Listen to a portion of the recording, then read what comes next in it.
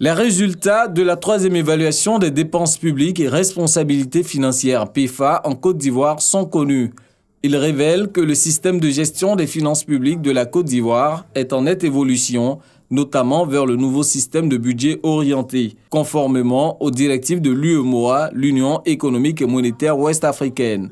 Le rapport mentionne aussi l'implémentation réussie de nouvelles technologies dans la gestion des dépenses publiques en Côte d'Ivoire.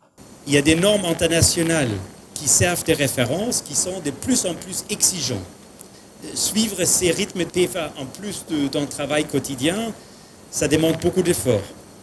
Et donc cette évaluation indépendante montre que vos équipes, monsieur le secrétaire général, et celles du gouvernement, ont été vraiment à l'auteur des défis.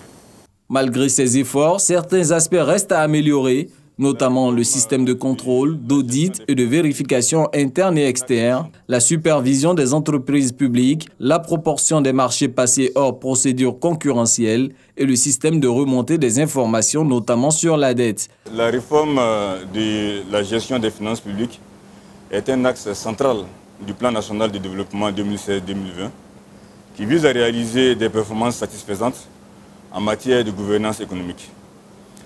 À cet égard, le PEFA, outil d'évaluation des forces et faiblesses du système de gestion des finances publiques au moyen d'indicateurs quantitatifs, constitue une boussole permettant de réajuster notre trajectoire sur le schéma des réformes idoines. L'évaluation des dépenses publiques et responsabilités financières permet d'analyser le système de gestion des finances publiques d'un pays. Il est réalisé tous les 4 ans à la demande du pays qui souhaite un regard extérieur sur son système de gestion. La Côte d'Ivoire en est à sa 3e évaluation après celle de 2008 et de 2013.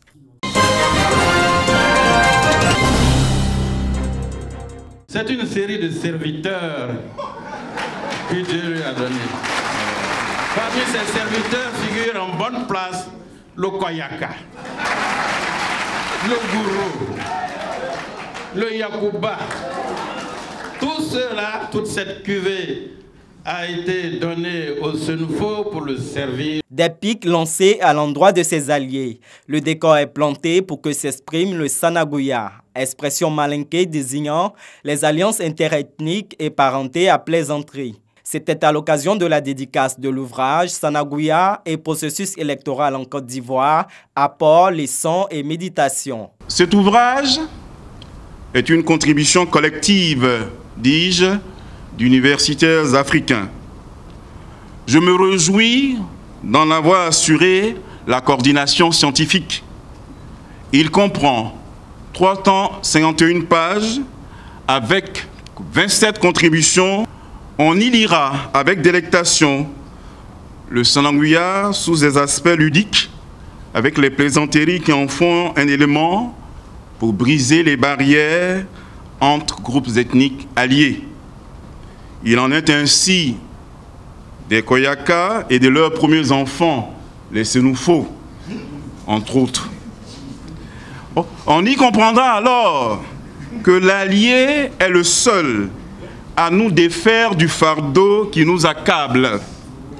De là, la fonction cathartique du Sanaguya, une valeur que nous devons défendre. Fruit de l'ONG Sanaguya et du groupe de recherche en analyse et théorie littéraire Gratel, l'ouvrage rassemble les actes du colloque du même nom tenu à l'université Félix Houphouët-Boigny en septembre 2015.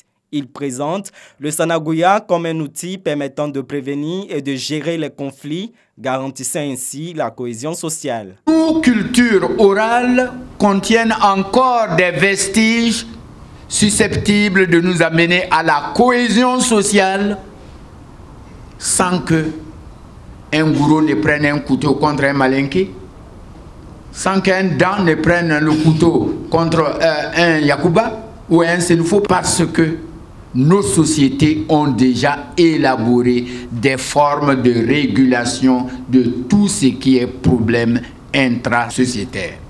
L'ONG Sanaguya milite pour l'émergence d'une culture de la paix sur le continent. Son fondateur a dédicacé une centaine de livres.